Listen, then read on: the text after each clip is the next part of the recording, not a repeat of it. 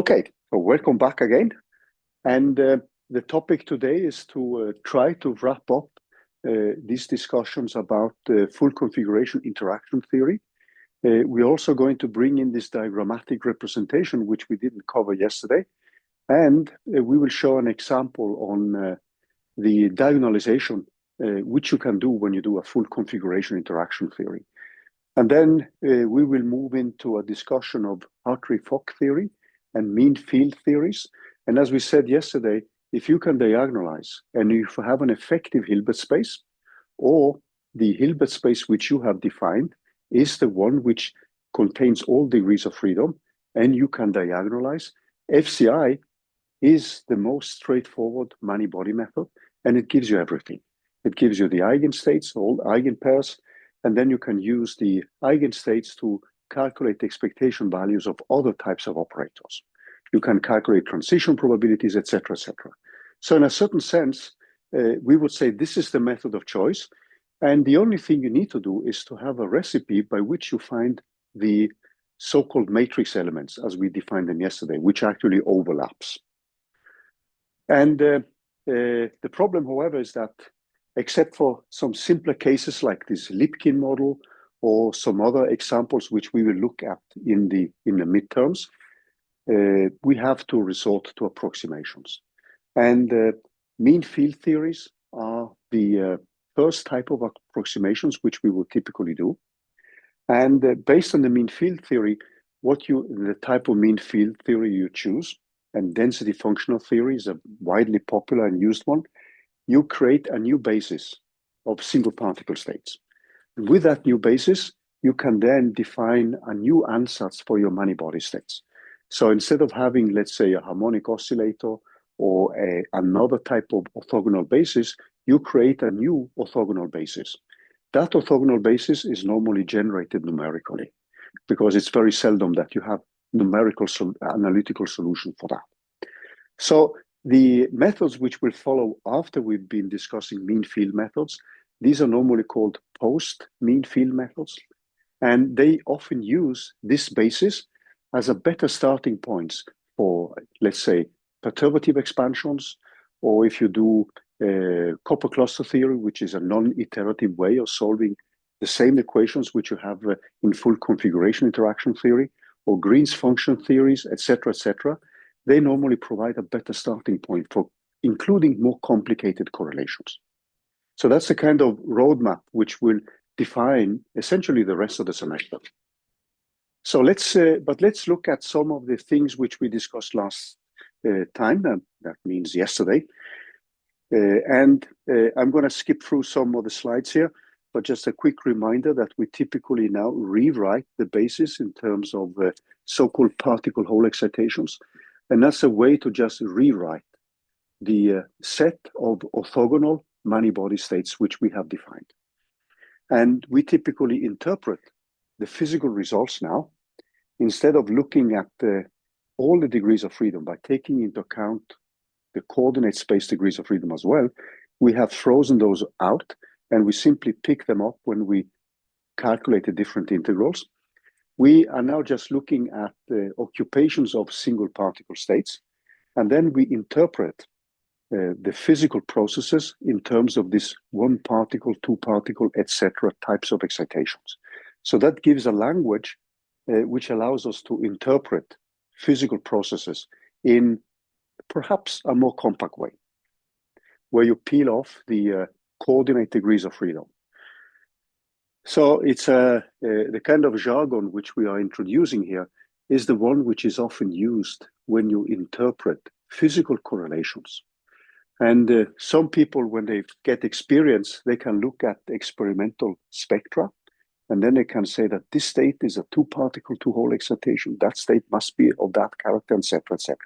So this is a kind of, insights you gain when you combine the theoretical interpretations with your knowledge about an experimental state.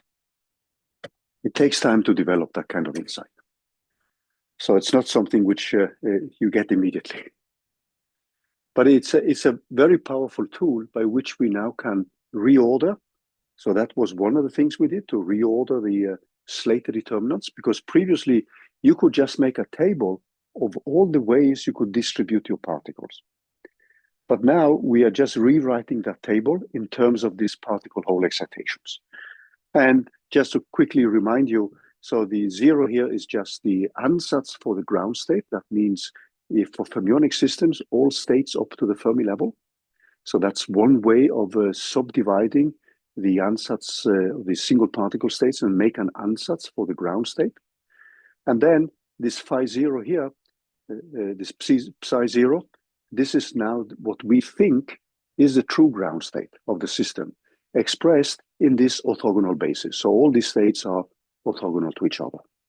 And yesterday we defined this correlation operator as well. So I'm just repeating some of the things which we discussed yesterday. And it's pretty common to actually use what's called a intermediate normalization, which just simplifies the notation a little bit.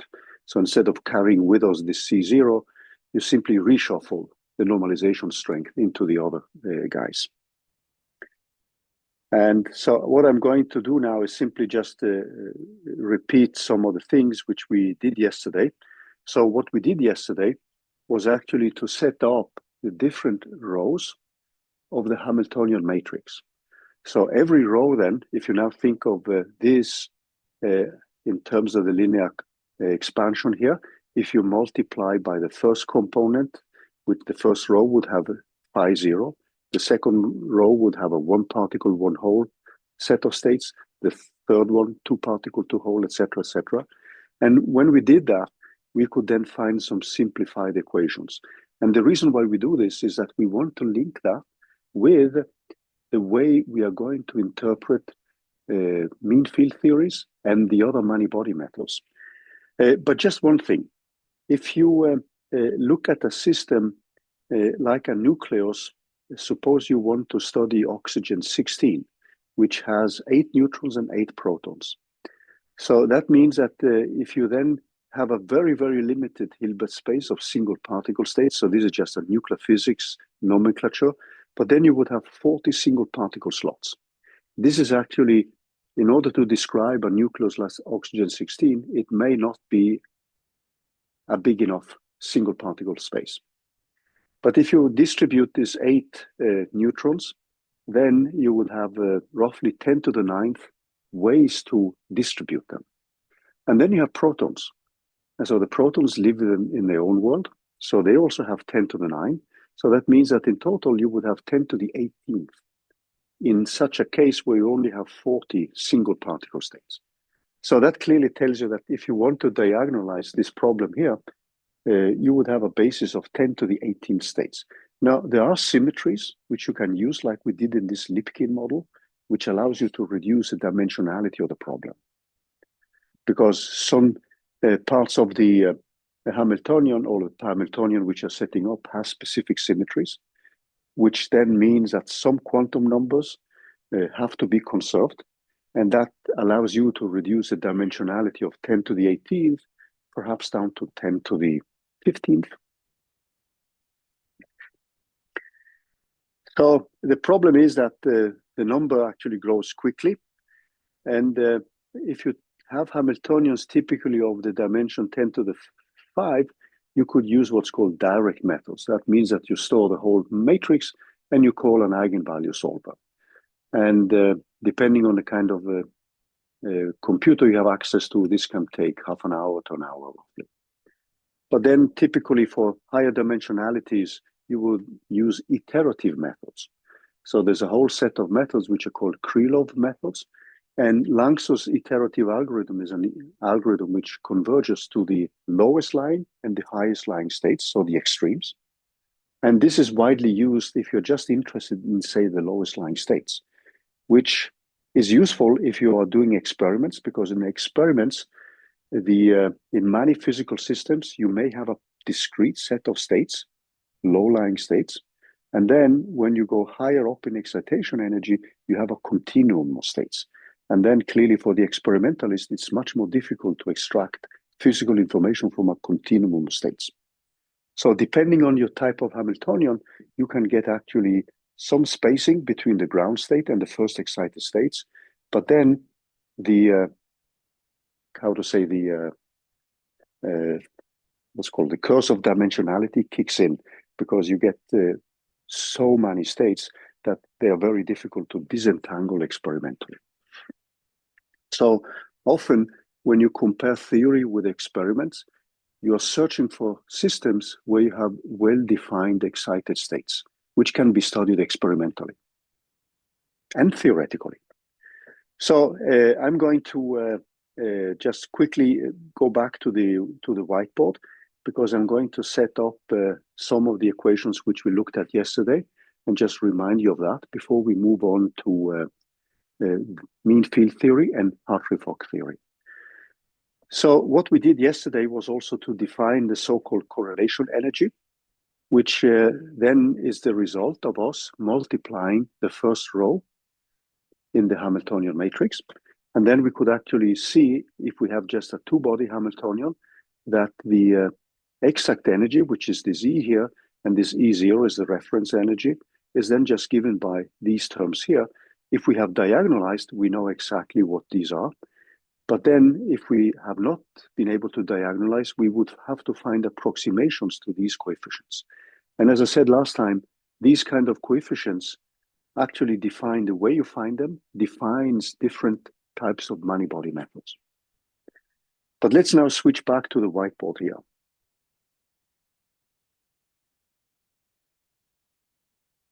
And remind ourselves a little bit about what we did yesterday.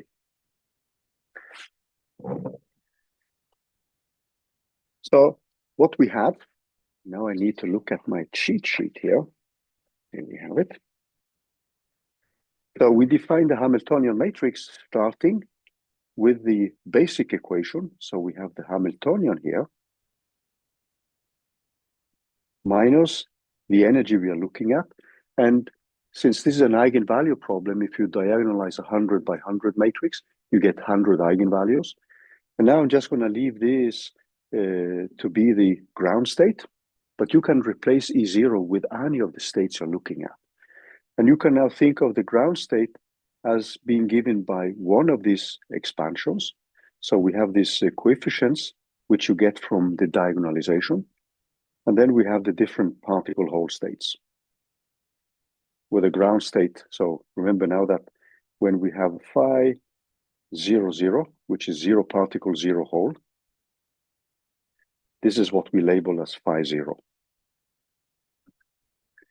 So the first row, when we then multiplied to obtain the Hamiltonian matrix, when we multiplied this with phi 0,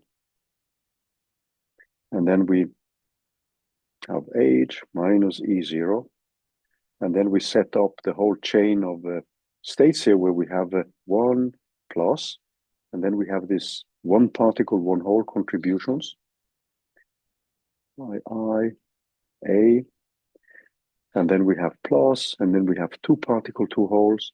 So let me just remind you quickly of that. There's a 1 particle, 1 hole type of correlation. And then we have a 2 particle, 2 hole.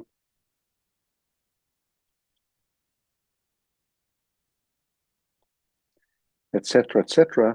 And this is multiplied with phi 0.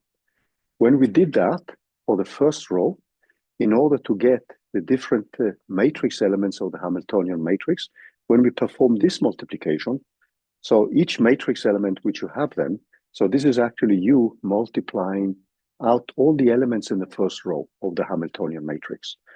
So when you did that, what we got then was an equation where we now could reshuffle, because we get this term here multiplied with that one, and this one, that was the reference energy. So what we found then, since we have at most a two-body interaction, is that this one, which is defined as the exact energy, E0, minus the reference energy, we could write that out as the sum over 1 particle, 1 hole excitations. And then we have this integral, and we have the unknown coefficients. If we can diagonalize, we have the coefficients.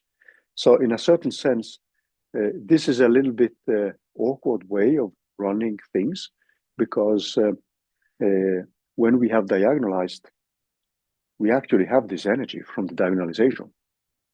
But this is extremely useful when we now are going to link this with other many-body methods.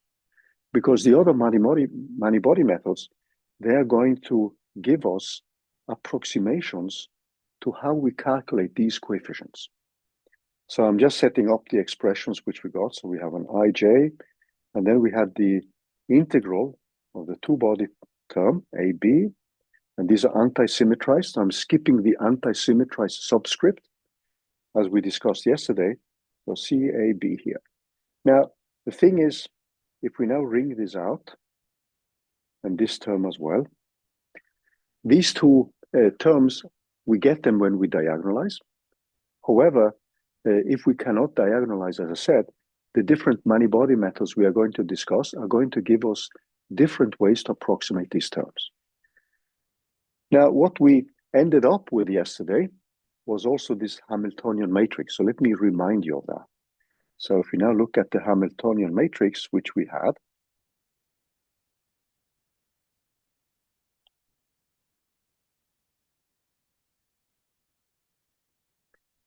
we can now write it out in terms of these blocks.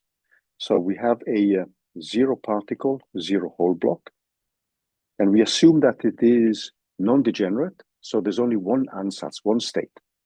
Now, if you're looking at some atomic systems where you can have spin up and spin down states for the electron.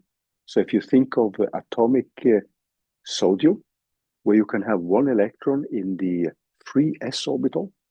I don't know how familiar you are with atoms, but in that case, that electron can have a spin up and a spin down state.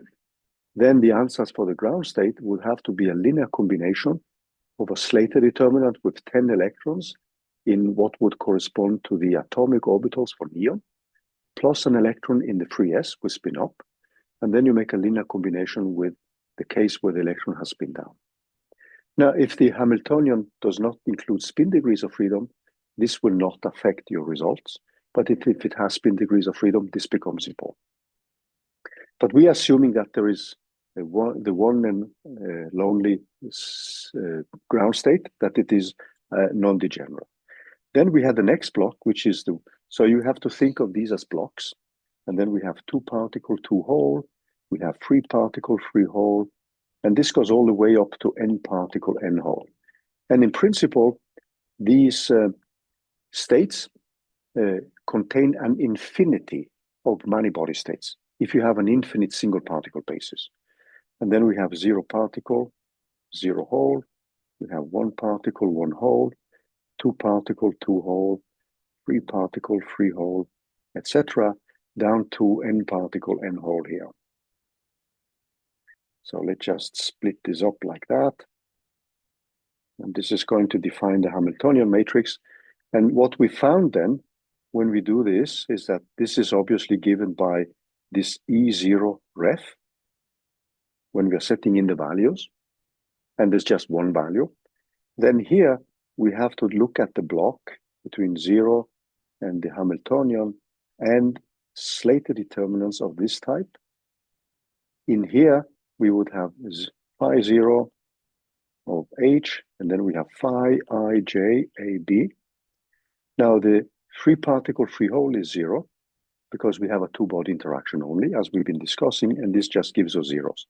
Now, this guy comes in here, and this guy comes in here, and the rest are just zeros here.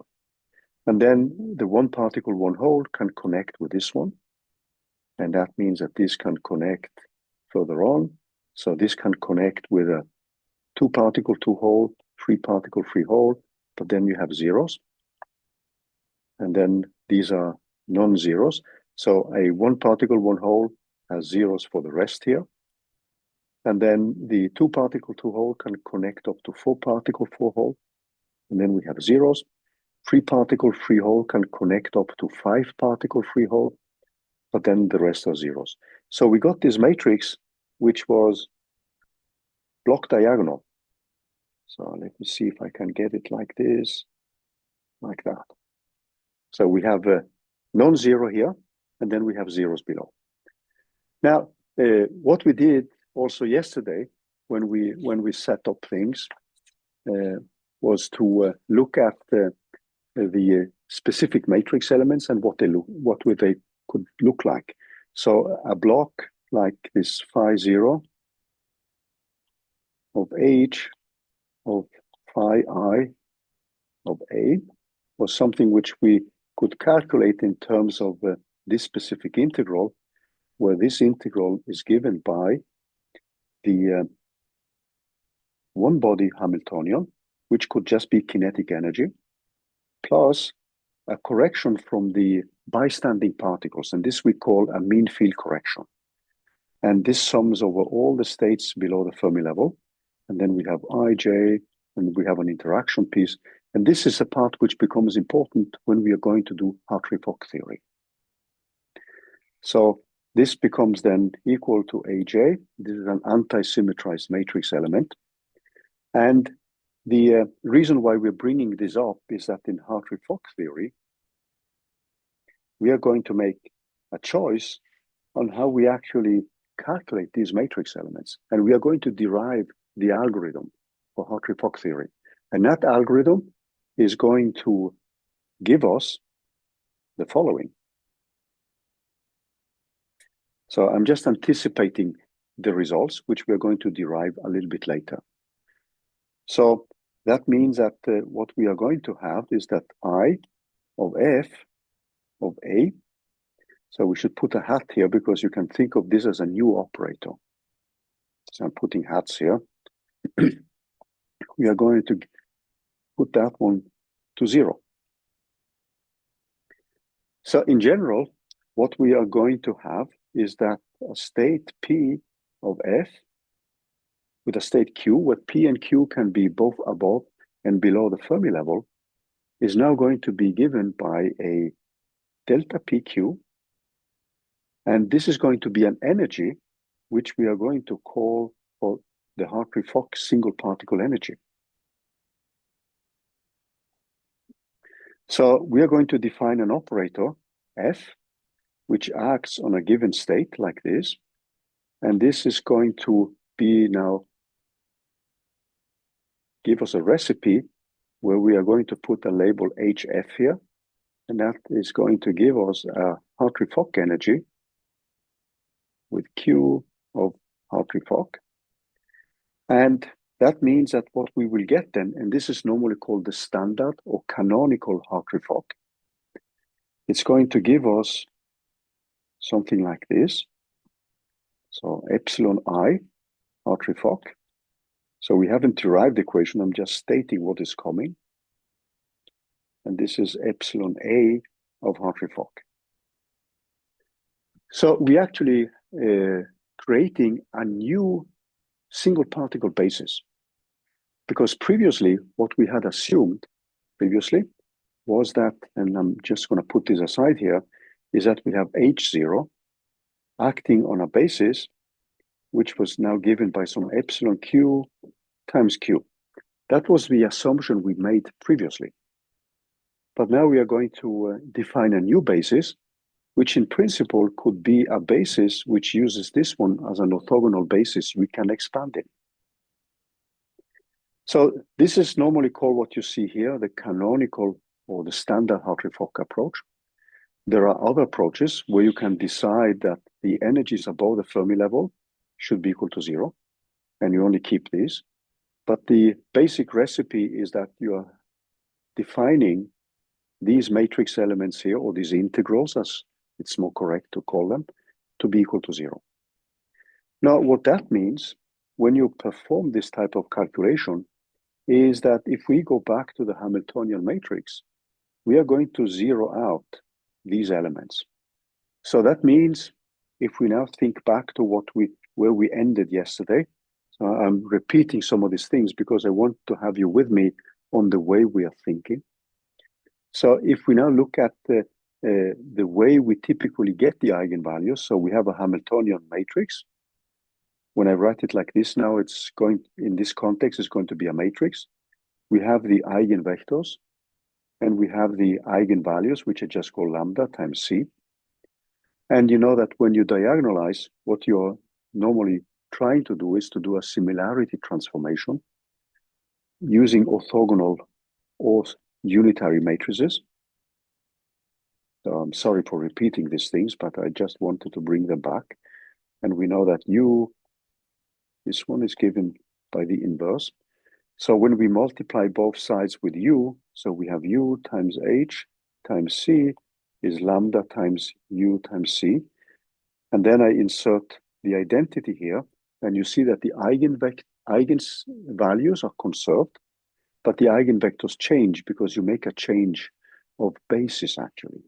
So when we are going to do the Hartree-Fock theory, the specific transformation we are going to look at is going to give us coefficients where we expand these states here in a given basis, given by the coefficients of a unitary matrix. We are coming back to that. So when we now insert that one, what we have is U times U, and then we would have U dagger of U times C equal to lambda times U of C. We would define this as a new vector, which we now could call for Y. So what you see now is that you have the eigenvectors change, but the eigenvalues stay the same. So this one, ideally, we want this to be a diagonal matrix. So typically when you diagonalize, you're performing a series of such transformations. So this becomes a diagonal matrix where you can then just read off the eigenvalues. Now, in general, you need to do this many, many times. So this would be up to the dimensionality of the problem, n. So the Hamiltonian matrix is now an n times n matrix. And typically this transformation U here is given by a series of transformations. So that means that you would have a U of P here, a U of P minus 1, and then you start with U of 1 here. So what you could think of doing now is the following. So you have this series of transformations, U of P minus 1, of U of 1, and then you have your original Hamiltonian matrix, which is the one we can set up. And then we have U of P here. So what we could think of now is that U of 1 of H of U of 1 dagger is us taking the original matrix, which now looks like this. So this block here is the one which connects the ground state with a one particle, one hole. But just keep in mind, this is the one particle, one hole block. And then if we have just a two-body interaction, we will have a set of zeros. So we have X, X, and zeros. And then we have X, X, X, and then zeros. And then zeros here, etc., etc. So you can think of this now being transformed as follows. So you get a new matrix because you're changing the matrix. And now we're going to get an X tilde, but then you're going to have 0 here. So you can think of what you're doing now as a unitary transformation. And the hope then is that these other matrix elements, which this one connects to, are much, much smaller. And that normally aids the diagonalization process. So the zeros will stay zeros. So we will get a 0 here, an X tilde, an X tilde, X tilde, and then zeros, and then an X tilde, an X tilde, and then zeros here. I just write it with dots. So it preserves the same structure. But what we have done now is to perform a unitary transformation where we have put the matrix elements phi 0 of the Hamiltonian with phi IA equal to the specific integral which follows from that one body operator equal to 0. So this is what we are going to achieve with the Hartree-Fock algorithm. Now, since this is a big matrix, there are many ways of performing the unitary transformations. So that means that you could have an algorithm which performs this unitary transformation, but you may get energies which are not exactly the same as those which you would get from the Hartree-Fock method. But in principle, what we are doing is essentially this. Okay, So this is a kind of prelude to what we are going to do with Hartree-Fock theory.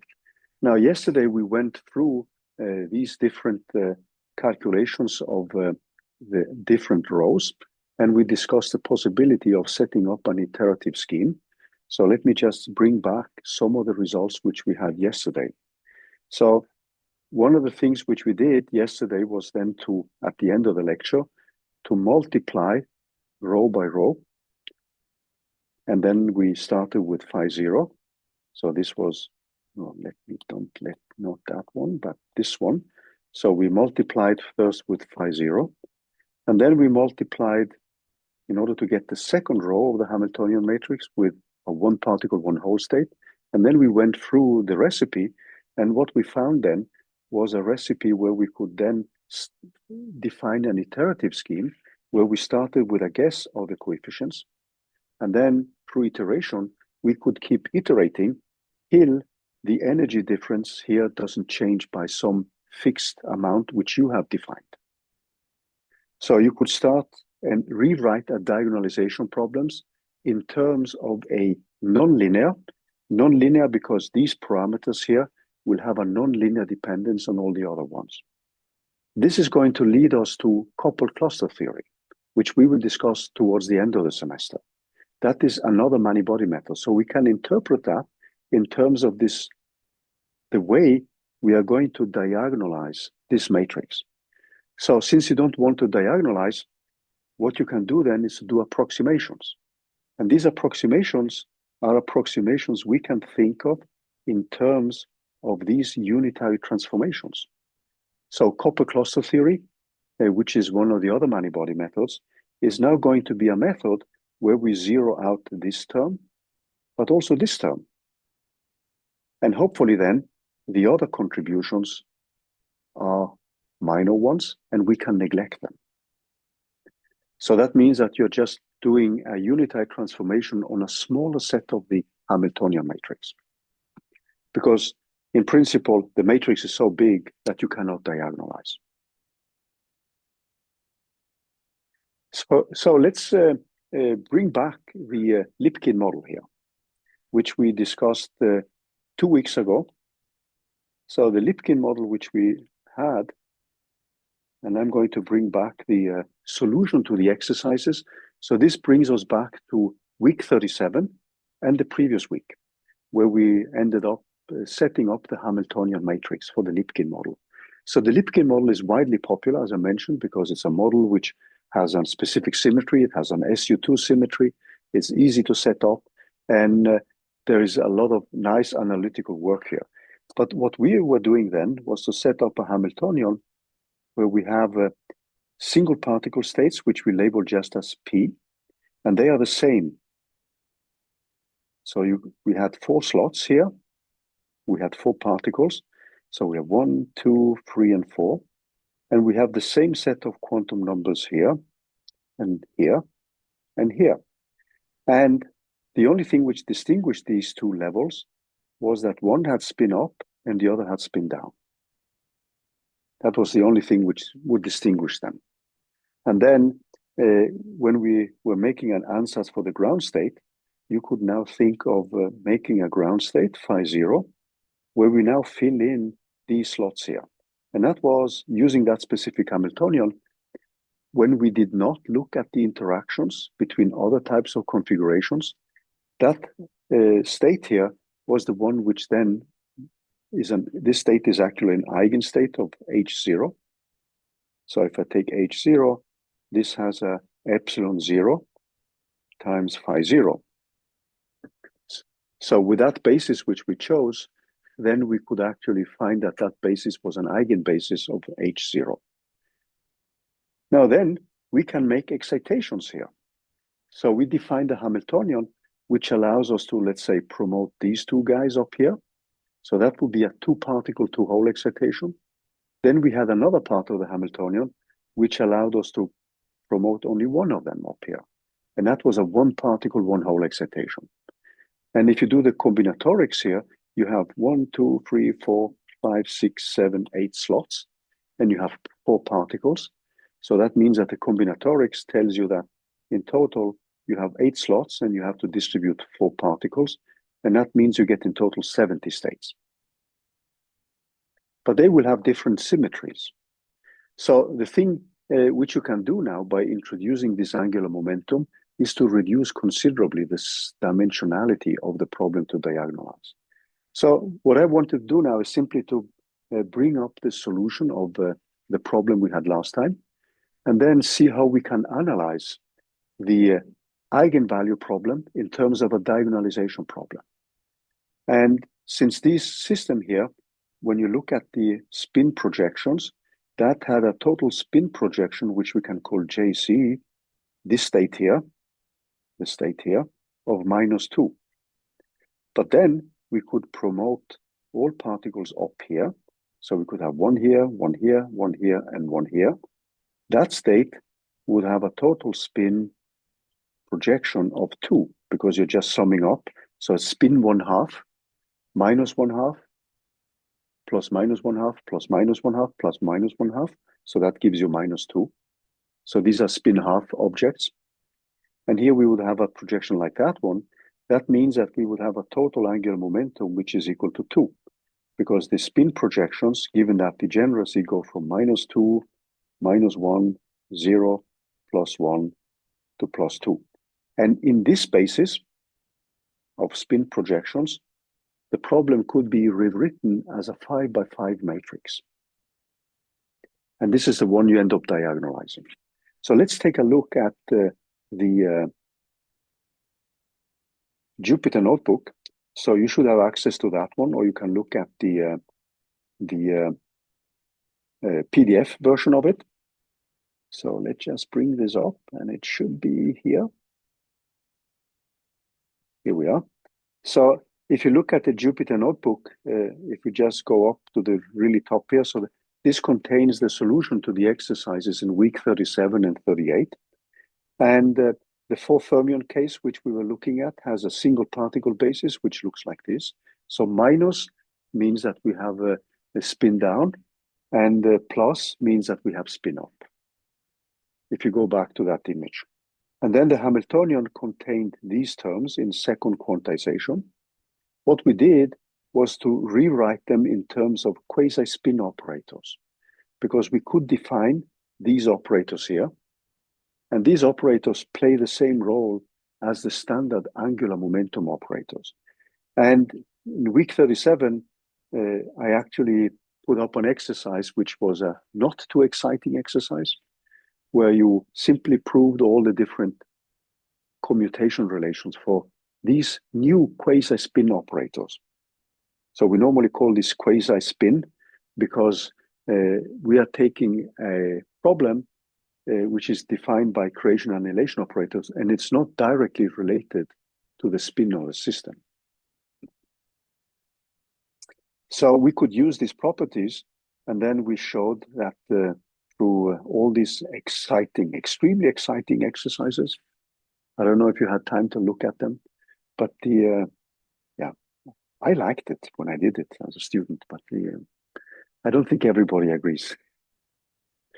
But the thing is that you can actually show when you do all these commutation relations, and I'm just going to scroll through because this is not so exciting to go through in the lectures, is actually that you can show that they obey the same relations which you have for angular momentum. So you can treat these as kind of pseudo quasi-spin operators. When you've done that, you can actually rewrite the Hamiltonian in terms of these operators. And that's extremely handy, because you could then rewrite the H0 term in terms of just the JZ operator times a constant, which is this energy we have in the model. And then you could rewrite the H1 and H2. So the H1 simply becomes J plus squared and J minus squared. And then you do the same thing with the second term of the operator. So one of these operators, H2, creates a 1 particle 1 hole state, and the other one creates a 2 particle 2 hole state. So it has a lot of the kind of physics which you would think is relevant for the description of a system. And then you can show that they commute. So it's pretty, I shouldn't say straightforward, Boring is straightforward. So always be suspicious when in a textbook you see something like this. It's straightforward to calculate this. I was many years ago, I was teaching the course in modern physics, and I picked up an exercise in a textbook where it said it's straightforward to show this. So I just gave it as an exercise without doing the calculations. And then it took me a weekend to find the trick. So be always suspicious when somebody says straightforward. This is actually straightforward, but boring. Okay. Some other cases which are straightforward are interesting and difficult. So the perception of straightforward is always different from person to person. So what you would start with then, since your own angular momentum is 2 and the projection is -2, this is the ansatz for the ground state. Now you can then build by the ladder operators, you can then build the next states. So in this state, you would have a JC -1, you increase it, or you can have decreased it. So you have these ladder operators, which you probably have encountered when you took a course in quantum mechanics like Physics 3.1.10. And when you do that, you can then construct the Hamiltonian matrix with this basis set. So you would have a 2 -2, you would have a 2 -1, etc. And then you can set up the Hamiltonian matrix in this basis. And that looks like this. This is the final Hamiltonian matrix. And this is something you can easily diagonalize. Now, the interesting thing here is more the physical interpretations you can make. So if you now select this is just the numbers which I have selected. If I make epsilon equal to 2 and this V and W to be smaller than 1, then what you will typically see then when you diagonalize is that the eigenvalues which you see here are actually pretty close to what you have along the diagonals. This is a case where the interaction is weak. When the interaction is weak, what typically dominates then, if you now look at this one, because epsilon is 2, so that's -4 in this case, and it's actually the non-interacting energy which then dominates, because the interaction is put to be small here. Now, if I increase the strength of the interaction, on the other hand, and you can also see when you look at the states here, so this state's the ground state now, due to the fact that your matrix has zeros here, and I know that somebody of you here have actually looked at this model in another course, and that allows you to simplify the problem as well, because due to the matrix itself, you can see that you could actually have written that out in terms, you could restructure this matrix in a 3x3 block and a 2x2 block. So you see now that this ground state is very much dominated by your non-interacting ansatz. So this is, you see the coefficient here is pretty large. And when you square this one and square that one, there will be just small probabilities of being in that excited state, where you have promoted a 2-particle, 2-hole state. And this is also a case where you actually have spin 2 here, where you now can have promoted another 2-particle, 2-hole state. So this is a case where now the ground state energy is pretty close to the non-interacting energy which you have. If you, on the other hand, change the strength of the interaction and you make them larger, then you typically see now that you go from -4 to -7.75. So when we, after the break, are going to look at the mean field theory and Hartree-Fock theory, one of our hopes then is that by having a new single particle basis, is that you could be in a situation which looks more like this. So that your mean field basis actually brings you pretty close to the final number here. That's the whole hope, by bringing in a mean field as a kind of intermediate step before you build up other correlations. So it's actually common, even if we started with full configuration interaction theory, and I did that because you can look at all the other methods as a way to approximating the total diagonalization problem. It's common to actually perform a mean field calculation first, and then either diagonalize or use other approximations, which bring in more correlations. So that's a useful strategy. And we often call these methods for post-mean field methods. So you can think of these mean field methods, which we will discuss after the break, as a kind of kitchen item, which you do anyway in order to get a better basis, where your hope then is that you move pretty close to the exact ground state energy so that the remaining correlations are small. This is not given. It depends on the character of the interaction. This is often very viable when the interaction is weak. When the interaction is strong, like here, then a mean field may actually not give you the best result. And then you have to label more and do more complicated many-body methods. So as you see here, for the first set of parameters, the likelihood for observing the system in the computational basis is rather large. Whereas the second, so this is expected since the interaction matrix elements are smaller. And for the second case with larger matrix elements, you see a much stronger mixing of the other states. So what you see here is actually the kind of analysis which you typically do when you do many-body physics. And ideally, you would like to have an ansatz for the ground state like this one, which is as close as possible to what you may have theoretically or experimentally. Experimentally, we have to put in a constraint that this is a theoretical interpretation of experiment. So in experiments, you actually often just have counts, which you then have to translate into something by theoretical interpretations. You can extract ground state energies pretty exactly, but and some excited states and lifetimes from experiment. But these are the few observables which you have. So the rest which we do is actually theoretical interpretations of experiments. Actually, a question I always like to ask when I teach more advanced courses, what is an observable?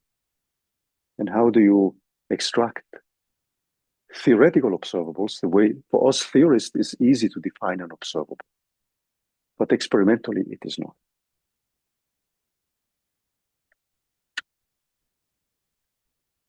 Okay, let's take a small break. Yeah?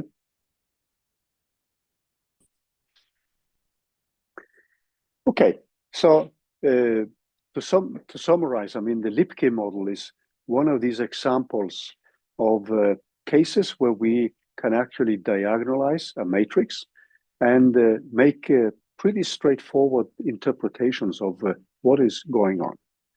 And as I said, in this case, when you increase the strength for the interaction parameters, you get what you would expect. You get a stronger mixing of the non-interacting basis states. So these states which we have here are actually eigenstates of H0, that part of the Hamiltonian. And when you then diagonalize, the nice thing with diagonalization is that you have a nice way to interpret your physical states in terms of a basis. So that basis is often defined to be a physically meaningful basis. And whatever it means with a physical meaningful or a good approximation to physical reality is something which you have to decide from case to case. Okay, so let's now go back a little bit to the next part which we're going to look at, and that is Hartree-Fock theory. And that's what we are going to introduce now. And I need to find my slides here. So let me just take that one away. Let me just take this one. Now let's do that again. Here we are.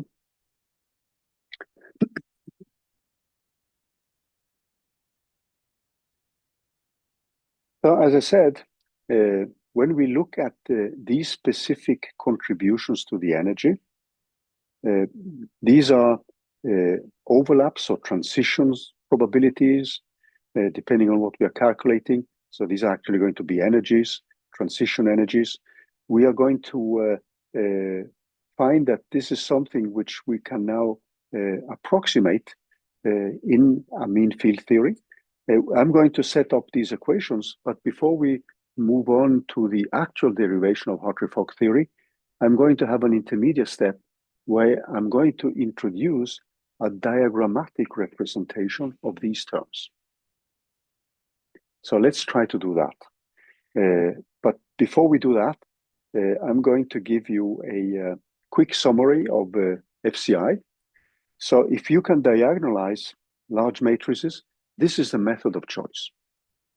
If it gives all eigenvalues, ground state, and excited states, the eigenvectors are obtained directly from the coefficients, as you saw from the case with the Lipkin model, and you can make interpretations of your states in terms of a computational basis, which hopefully is a meaningful computational basis. You can then also calculate easily expectation values of other operators, as well as translation probabilities. And correlations, as we saw, are easy to understand in terms of contributions to a given operator.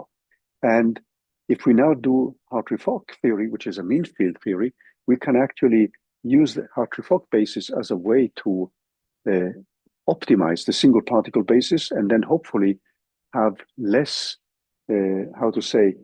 impact of terms which are beyond the ground state of the system. So as I said, the correlation energy is defined like this. So we have these integrals here and these two-body integrals, and the coefficient C, they result from the solution of the eigenvalue problem. Now, it's typical to rewrite the energy of the ground state in terms of this reference energy, where this reference energy is given by this term. So what we are going to do now, before we look at Hartree-Fock theory, we are now going to take this term, that term, and this term here, and rewrite this in terms of Feynman diagrams. So let's do that as an intermediate step here, because now we need to change a little bit the way we are going to make Feynman diagrams, because we have introduced these notions of particles and holes. So let's switch back to the whiteboard and have that as a kind of small intermediate step here, before we move on to Hartree-Fock theory.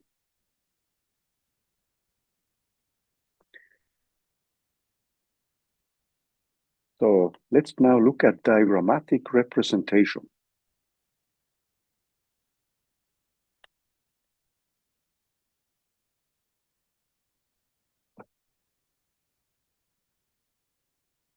So what we have is three terms which we can actually rewrite in a compact way. So we have defined this correlation energy to be given by the exact energy minus the reference energy.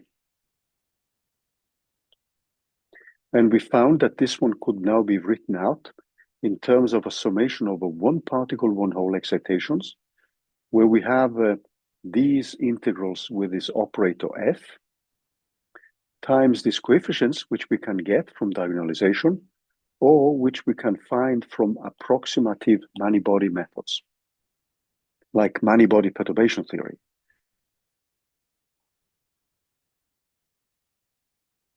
This is anti-symmetrized, and it's multiplied with Cij, AB, the coefficients. So let's look at the terms, one by one.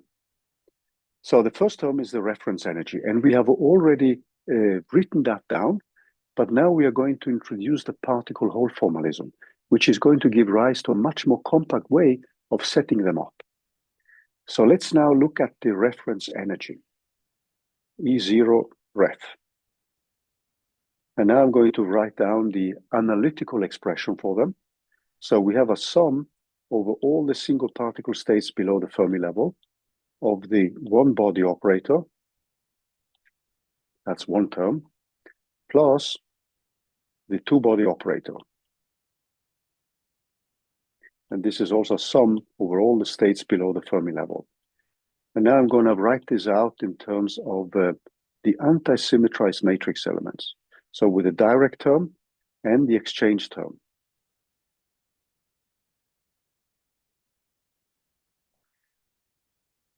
So what we did was to, when we looked at an integral like this one, so let's just bring this up again. So we have I, H0 of I. We would write that in terms of in the particle formalism. This was given by a diagram in the particle. If we now don't introduce whole states, we would have an operator here, which is H0.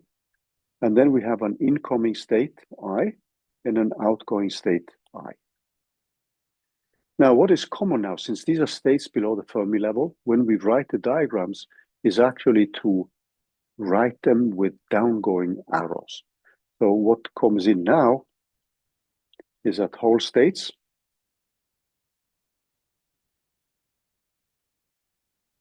are written as downgoing arrows. As downgoing arrows.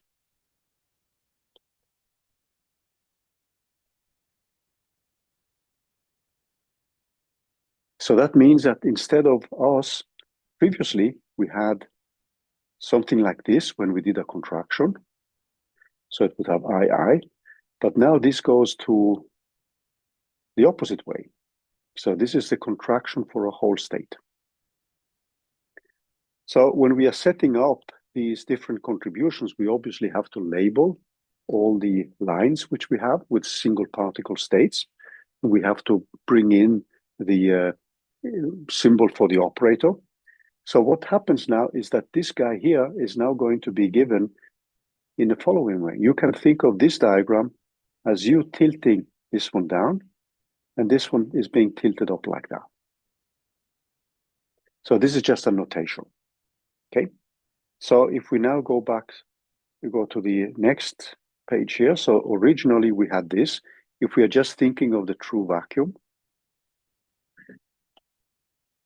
but now this one, since we want to indicate that these are whole states, this is going to look like this.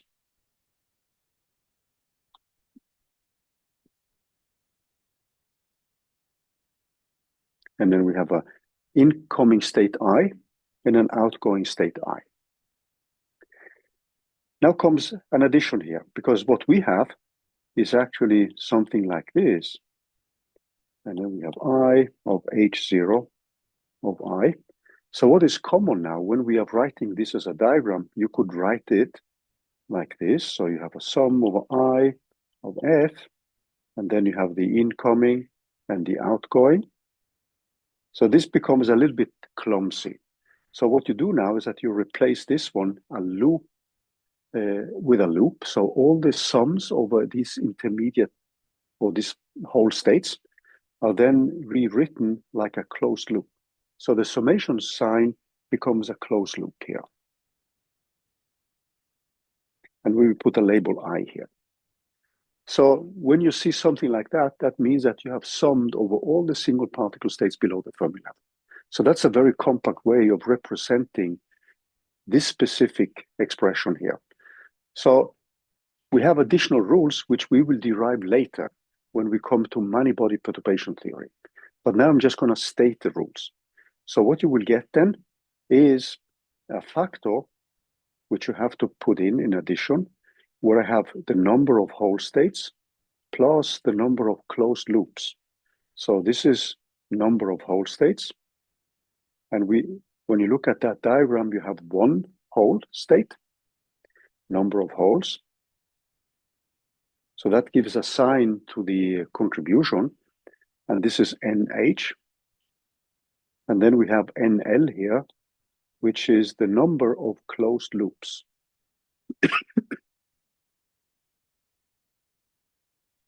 Sometimes it can be a little bit difficult to figure out what is a closed loop. But you see now that when you want to rewrite the analytical expression, so you have one hole, one closed loop, that gives a factor of +1. So when you now want to rewrite, because at the end, when somebody gives you this is something you want to translate back into this one in terms of, let's say, a coding case, or you have explicit expressions for it. So at some point, you want to evaluate it. And when you evaluate it, then the additional rule which you have now is that you need to account for the number of whole lines. So in this specific case, we have one whole line, which goes through the whole diagram. And then we have a one closed loop. So this is called a closed loop. So let's now look at the next term, which is the two-body piece. So in the two-body piece, we have this term and this term. So we can choose whether we want to deal with the Feynman-Goldstone diagrams or whether we want to use these Hugenholz diagrams, where we then just deal with explicitly anti-symmetrized matrix elements. So sometimes in the literature, it's people can be sloppy, and they often draw a Hugenholz diagram like a Feynman diagram. But then you have to see from the context whether they're using anti-symmetrized matrix elements or not. But let's now take a look at this term here. So this term here, this ij less than the Fermi level. So we just take the first term, which is the direct term, is given by this term. And we know that when we looked at this in the particle formalism, then this was simply given by a sum over ij less than f. So now I'm just setting this up with respect to the true vacuum. So we would have a state I coming in, a state j coming in, a state I coming out, and a state j coming out. So this is how we would draw this diagram. Now, when we then move into the whole particle whole formalism, since these are now going to be whole states, we will draw this diagram ij less than f in the following way. So we have an incoming line, we have an outgoing line, incoming, outgoing. So the only thing you're doing now is simply you just tilt these up in the opposite way. So for those of you who have taken a course in quantum field theory, if you have encountered Feynman diagrams, these are often interpreted as antiparticles. Now, what we can do now is to close the loops as we did before, because we have this summation. So what you will see is that if you close these two guys here, you can then write this in a more compact way. And the compact way by which you would write this one as a diagram is this way. So we have a j and an I here. So an I entering the same vertex here, and a j entering the same vertex and leaving the same vertex. So this is the compact notation for this specific diagram here. So instead of carrying with you the summation, you just write it like this, and then the summation is implicit in the fact that you close this as a loop. So this diagram has two whole lines, n whole equal 2, and the holes are I and j, and it has two closed loops. So that gives also, when you want to go back to this expression, then you read off, okay, you have an incoming hole on the left, which is this state, an incoming to the right, which is j. So ij is actually this one. ij leaving is this one. You have the interaction vertex, which is this one. And then you replace the summation here with a compact notation. Okay, so these are just notations to just compactify what we mean with things. So when you see something like this, that means that you have to sum over all the single particle states up to the Fermi level. So that means that you can now rewrite your E0ref in a very compact way. So you have this loop, then you have the operator here of I plus this one, times that one. But then what I haven't put in here, so we have an I and we have a j. What I haven't put in is actually the exchange term. So let's add that one as well. I'm just going to write it here for you. So the exchange term is something which is going, when we just bring down in the whole lines, it's going to look like this. So the exchange term has n holes equal to 2 and n loops. There's only one closed loop, which is equal to 1. So you would count this as a closed loop. So how did we get that one? So if you now look at the exchange term, it has a minus ij up to the Fermi level, and then we have a ij vij. When we make a Feynman diagram of that one, we are not going to have the minus sign, because the minus sign or the plus sign is something which comes from the diagram rules. So in this specific case, we are now making a summation over I and j less than f. But then, if we now look at the diagram here, in the particle formalism, we have I and j going out like this. But then we have interchanged them like this. So we have I here and j here. When we change this to the particle hole formalism, then this is going to look like ij less than f.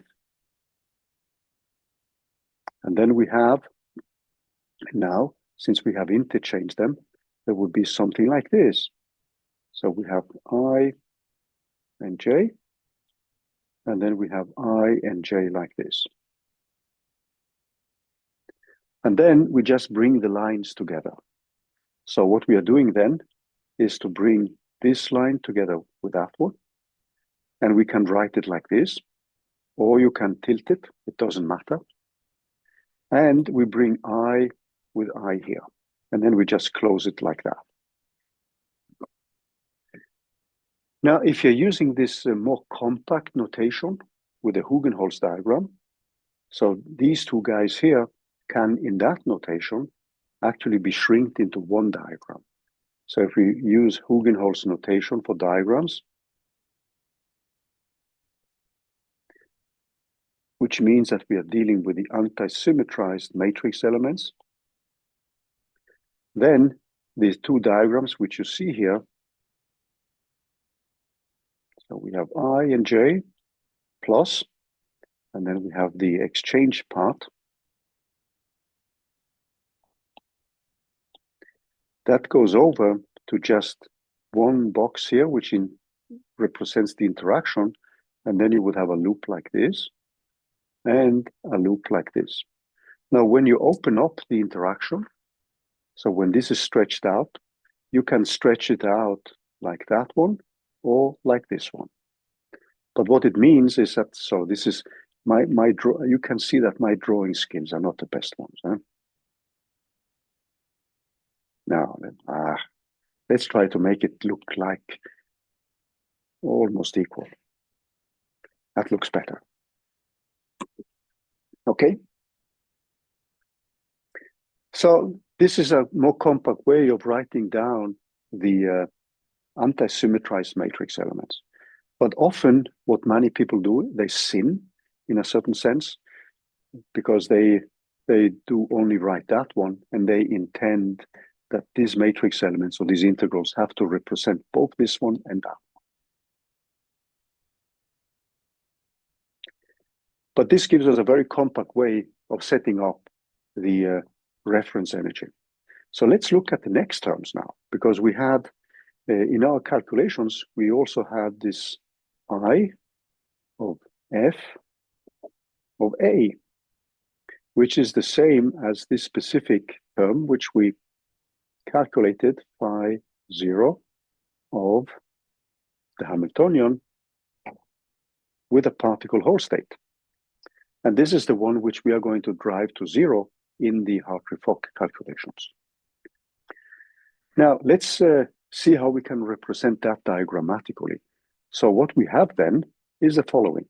So we have I of H0, sorry, and I should put hats on here because these are operators, of F of, sorry, this is H0 of A. Now, as a Feynman diagram, this would now be given by the following. So we have this H0 operator, which we indicate in a specific way. But then we have an incoming particle state like that, and we have an outgoing whole state.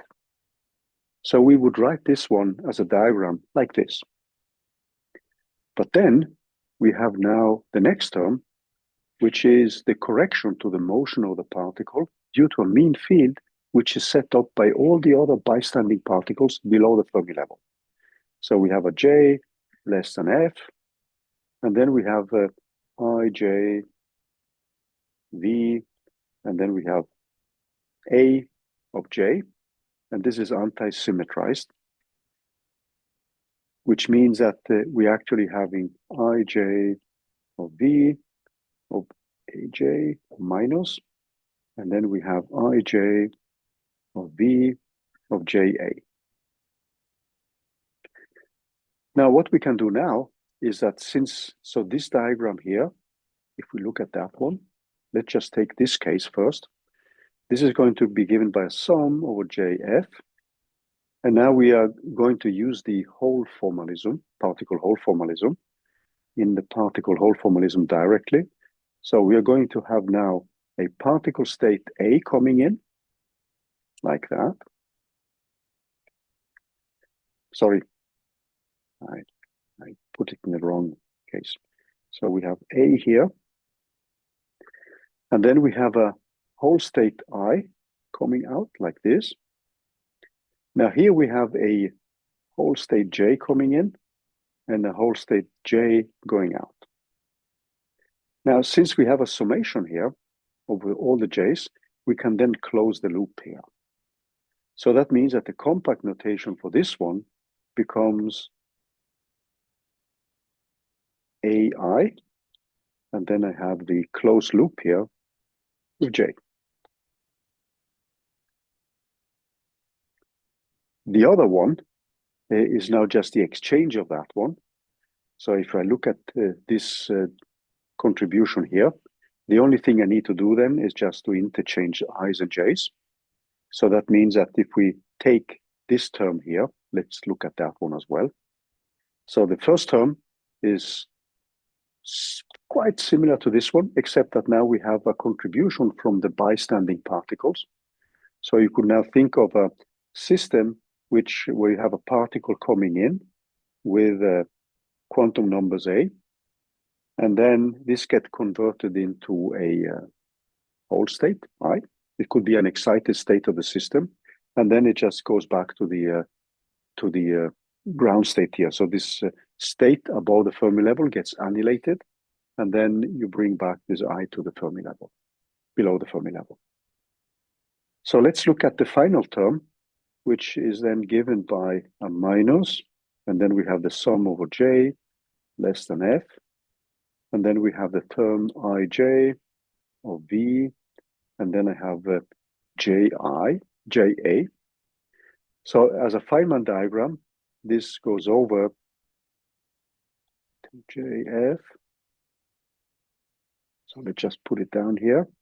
So we have I coming out here, and we have J coming in, and then we have J, like that, and then we have a state J. So we have A coming in here, and then we have J going in here. So this is a J, this is an I, and this is a J. So we will simply bring together these two J's since they are summed over. So this would look like something like this.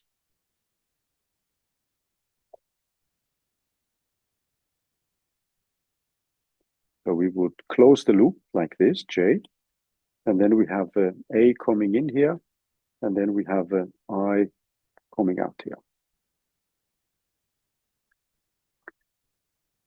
So it's pretty common when you write these diagrams to actually skip this exchange term when you're writing down the contribution, so that you just keep only that one. And you will see that in many textbooks, that many textbooks actually only keep that one, but they do actually intend that there is an additional one, which is the exchange part.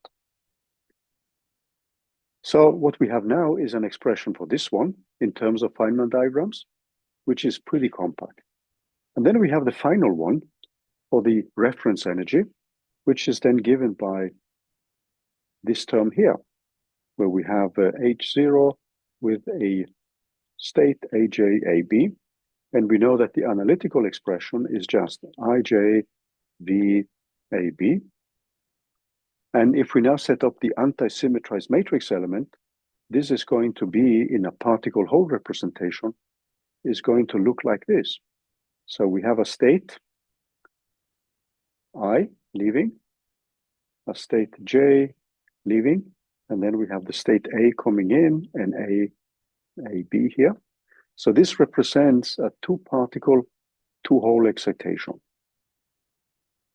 And then we have the exchange term, which is going to look like this. So you can think of now having I here, and then J, and then we simply cross A and B.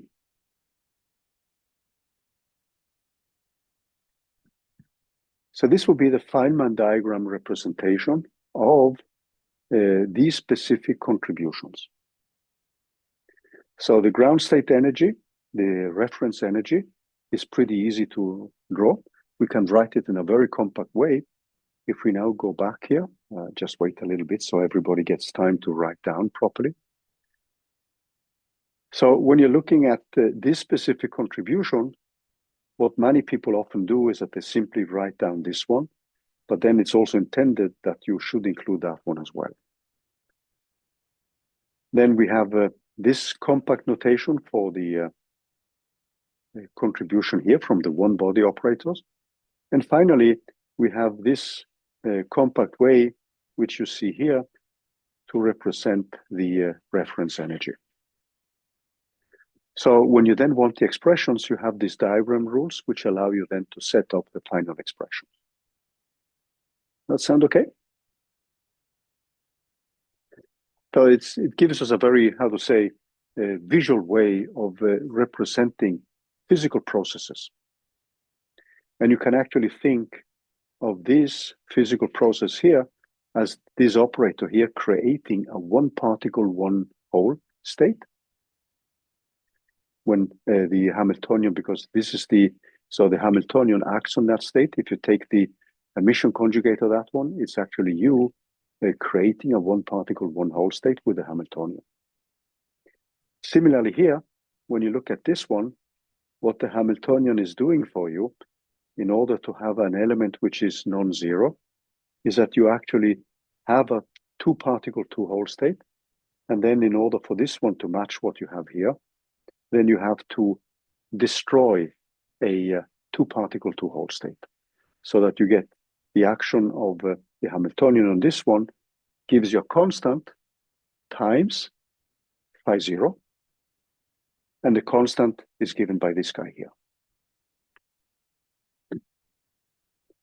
So you can think of you starting in a two particle, two hole state, which you have generated somehow. Then the Hamiltonian acts on these two particle, two hole states and brings you down to the ground state again. Because else that overlap would be equal to zero. So this is the way you can interpret it. So what we often think of in terms of physical processes, when you look at this diagram, we would typically call that for a two particle, two hole de-excitation. You were in an excited state. This is how you prepare the system. Your Hamiltonian brings you back to the ground state, because else this overlap would be zero. So this is normally what you call a transition matrix element. So you transit from this state back to that one. And this compact way of writing it is interpreted then as a de-excitation from a two particle, two hole state to a zero particle, zero hole state. So if I were to draw the other one, and if you calculate the analytical expression of this one, of H0, of phi 0, then the analytical expression is then going to be given by AB V times IJ. And if you write a diagram for the direct part, that would look like this. So you have A and B leaving, and I and J coming in. So what you would say now is that you have taken your ground state, you have prepared the system in the ground state, you act on this with a Hamiltonian, and you create a state which is a two-particle, two-hole excitation. So what you would simply call this one is a two-particle, two-hole excited state. And this is now represented by this specific contribution here. So we often think, if we are thinking of this as an operator in a way, we can think of this as you creating a two-particle, two-hole state, because this is where you end. So you go from a zero-particle, two-hole to two-particle, two-hole. So you see the nice thing with Feynman diagrams is that you can ascribe physical interpretations in terms of these particle-hole excitations. And that's pretty neat. Okay, should we switch over to Hartree-Fock? I was actually thinking of using the whole lecture, but I'm a little bit slow, and I hope you don't mind. So let me just bring up the motivation for the mean field calculations. So as I said, you can think of mean field methods as a kind of kitchen item. And the hope then is that you get an ansatz for the ground state of the system, which is closer to the true value. And hopefully then the correlations you get from other degrees of freedom can be smaller. And your different many-body methods, which are then approximations often, unless you can diagonalize exactly. These approximations, if you're doing perturbation theory, the hope then is that perturbation theory converges faster. If you're doing copper cluster theory, the hope is that your iterative scheme converges faster, etc., etc. So what we are going to do first now is just a change of single particle basis, which also changes the many-body basis.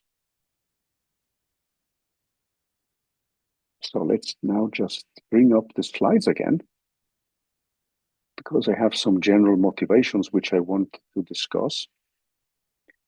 I have to, something with Zoom, when I have a full screen mode, it doesn't take it.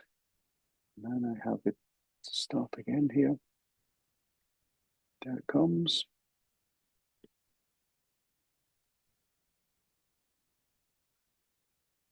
So why Hartree-Fock? So the Hartree-Fock theory is an algorithm for finding an approximative expression for the ground state of a given Hamiltonian. So the basic ingredients, they are now as follows. One, you define a single particle basis where you have a Hartree-Fock Hamiltonian. This Hartree-Fock Hamiltonian you see here is going to be the same as this function we call for F. So that means that we are going to have kinetic energy here. There may be an external potential which confines the motion. So if you think of T plus U as a harmonic oscillator, that's an example of what we called H0. So T plus U external. So you can think of kinetic energy plus some potential which confines the motion of the particle. So the harmonic oscillator is a classical example of that. But then there is an addition here, which we normally call for the Hartree-Fock term, or the Hartree-Fock potential, which now takes into account that the motion of the particle is changed due to the presence of a new field. And this field is set up by all the bystanding particles. So if you have an atomic neon, then, and you add one electron to that, then this electron will see a field which is set up by the other 10 electrons. And that will modify the motion of that electron because there will be a repulsion from the other electrons. And that modification of the motion of a particle is taken into account by this Hartree-Fock term. So we often call this a medium-dependent correction to the motion of a single particle. So what we are going to get at the end is a set of coupled single particle equations, but where the motion of the particle gets modified by the presence of all the other ones. So we actually call this UH of F as a single particle potential to be determined by the Hartree-Fock algorithm. Now, when we are going to derive the Hartree-Fock equations, I will be using second quantization. However, when you go into textbooks, you will often find a historical derivation in terms of all the spatial degrees of freedom. Now, this is a less practical way of solving the equations because numerically it leads to coupled, integral, and differential equations. The differential part comes from the kinetic energy. And if you set it up with the spatial coordinates, then you're going to get sets of equations which are extremely sensitive to the number of integration points you choose. We are going to rather set everything up in terms of a basis expansion, which numerically is going to lead to an eigenvalue problem. And that is much, much easier to solve numerically. But just keep in mind that when you go into many textbooks, you will typically find the historical path where you start with the coordinate degrees of freedom and you end up with the coupled, integral, and differential equations. And the integral of the kinetic energy can often be nasty because you have a second derivative. So the variational principle then ensures that this new energy is not going to be the exact one, but it's hopefully an energy which is closer to the exact one than the one which we had before with the basis assumption we made. So if I'm looking at a system of atoms and I start with a harmonic oscillator basis, which is not a good assumption for atoms, because the harmonic oscillator basis goes like e to the minus x squared. The hydrogen type of orbitals go like e to the minus r. And they are much better representations. I can always expand e to the minus r in terms of e to the minus x type squared polynomials. But then I will need many terms like e to the minus x squared in order to mimic the behavior of e to the minus x. You can do that. And people have done it. I've done it actually. And you need many, many harmonic oscillator wave functions to get the right behavior. But then the hope then is that you get a better ansatz for the ground state. And what we are going to show then is that this Hartree-Fock Hamiltonian equals our definition of that operator F. So that means that we can replace this Hartree-Fock Hamiltonian with this F, which is then given by this H0 term, which you have here, plus this term here. And that this Hartree-Fock term is given by that term. So this brings in, as I've been saying, an explicit medium dependence due to the summation of all single particle states below the Fermi level. It brings also in an explicit dependence on the two-body interaction.